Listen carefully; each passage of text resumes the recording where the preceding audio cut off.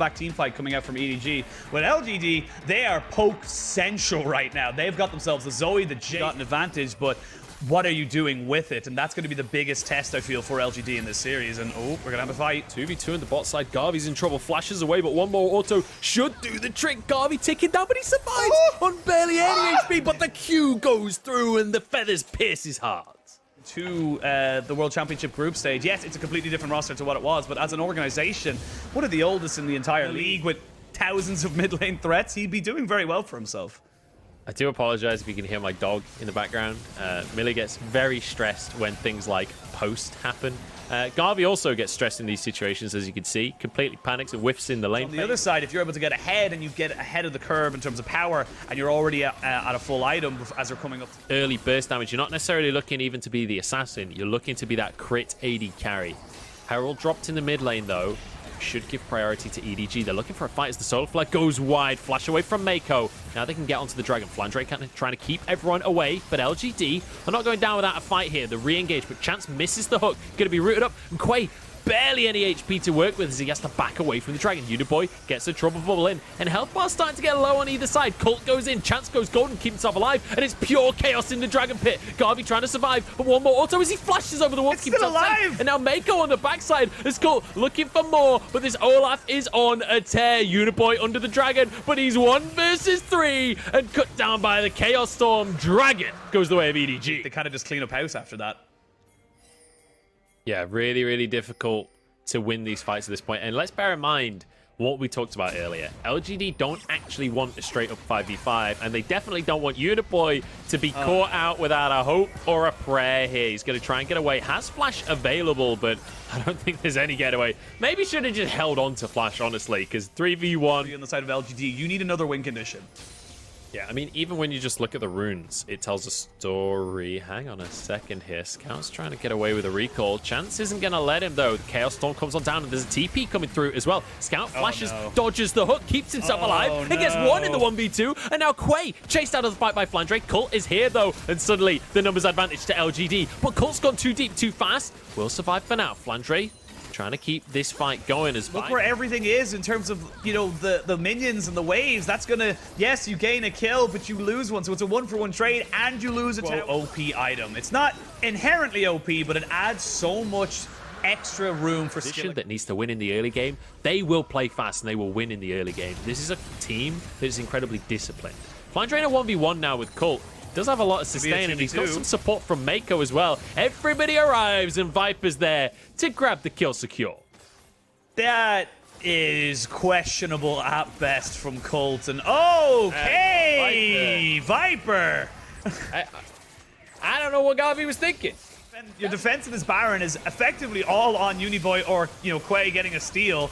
This is so difficult. Flash in, start. They're going to kill him. Quay does not get to go for a steal here. Mako is having none of it. Back into the pit they go. EDG, they're just going to rinse and repeat this. Anytime LGD comes anywhere near, they're going to be obliterated. This is just a massacre from the side of EDG. LGD flexing at this point. We talked about him being a 3-item AD carry. Well, he's got 3 items and a BF sword to boot. Garvey now has stepped way too far forward once again. Will sidestep the Solar Flare, though. There's a little overzealous on the Solar Flare, to be honest, from Mako. But they're still just going to be able to go for a dive here. They are so far ahead. They don't need to... What tower? They don't see a tower. They're not afraid of this one. Garvey goes into the backline. Somehow the lifesteal kept him alive for a second there, but now Garvey is just going to get chased out from Scout. Scout even decides to commit the flash for this one. Uniboy flashes away, but Flandre is basically invincible, so he's going to be fine. And now onto the inhibs they go. EDG are done with this one, Penguin. They're not stopping anytime soon. For EDG, the call from them was just like you said, we're now at the point where our composition is stronger, straight up. Doesn't matter about towers, doesn't matter about team compositions. Ours is just better. They slowed themselves into a nice and correct game. Great start to this series. Beautiful stuff. And the speed at which they accelerated with that Baron. Apparently EDG stands for end the damn game because they closed this one out. But honestly, like, we'll see it again. Maybe Mako can prove me wrong. I've been thoroughly underwhelmed by Maokai's support, though. Blue buff, you kind of generally see the Weaver's Wall invested to try and make it outplay of an outnumbered play in the skirmish, but Scout in a little bit of trouble mid. Oh, this is the problem with the Syndra matchup for Zoe. You cannot dodge the E off the back of the stun. You don't have any mobility. Unfortunately, Chance picked that one up. I think it was... Start for them coming into this game too. We do have a 2v1 right now on the bottom side of the map. Garvey cannot really overextend as Flandre is opted into a 2v1 here. JJ's arriving though. Ultimate not going to be available for Flandre, and he's taken down before the fight even begins.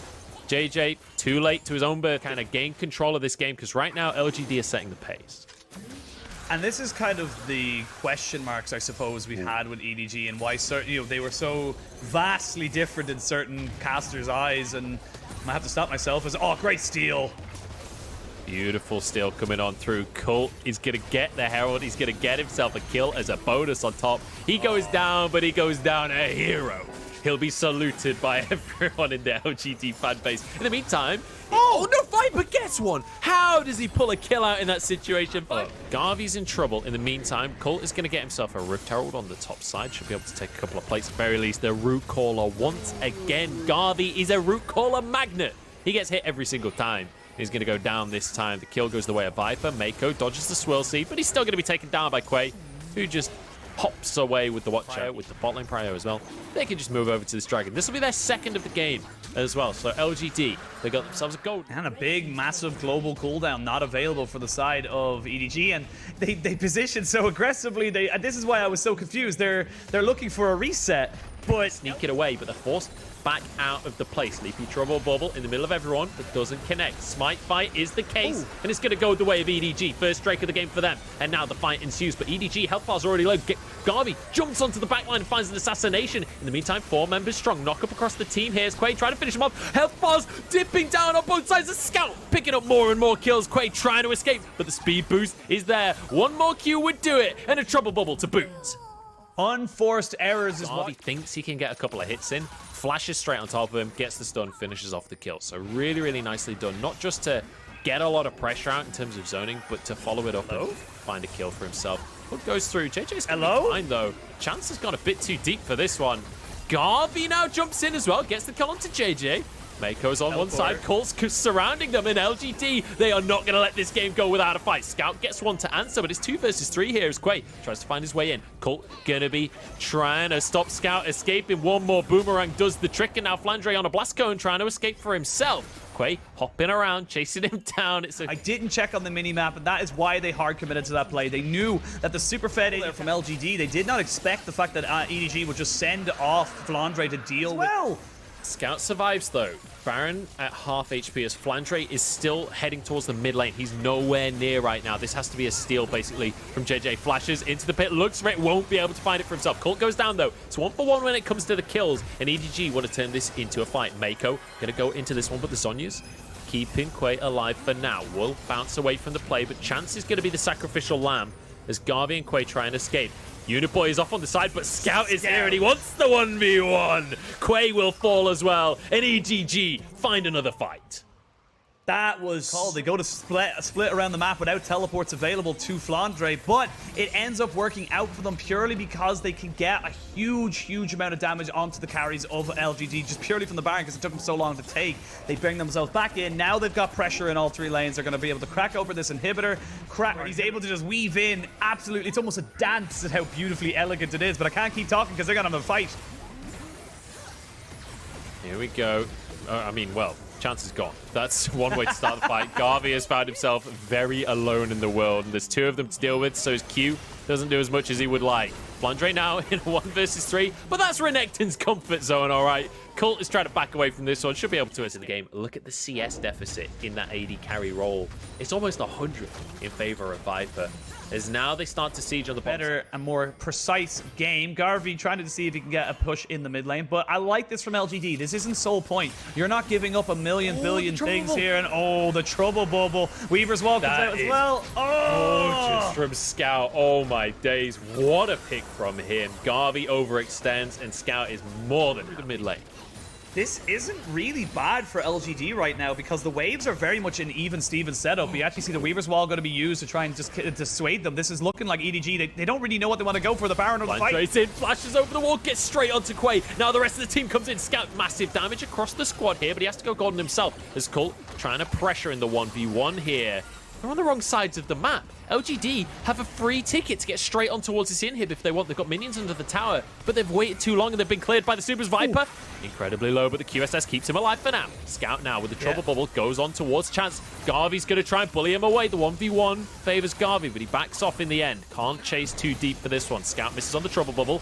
Flying Drake moves forward, but the Sterix makes him invincible. Viper's knocked up in the meantime. Still 1 HP, but he's got a GA to work with as well. But Flandre is about to fall into the GA of his own. Into the fight they go. They're trying to execute LGD. One by one, they're starting to fall. Scout survived. Everybody's somehow surviving. Garvey goes in to try and clean it up, but Scout's on the scene. Garvey forced to flash back over the wall, and now they're chasing down on towards the rest of the members. Quay suddenly alone in the world. Just like Bambi, he might get shot down as well. Flandre will chase him through the jungle as EDG run it up mid. That was such a strangely close fight there. EDG and LGD not giving any quarter to either side, but now this is to keep Quay away. They know the death timers are too big. They can go for the end here. EDG, they look like they're going to take their first 2-0. Yeah, Quay trying to escape in the meantime, but Flandre, he doesn't need the kill. He just has to stop the recall. Viper is still firing on all cylinders, and this is going to be game 2-0 with a fantastic set of team fights out of EDG.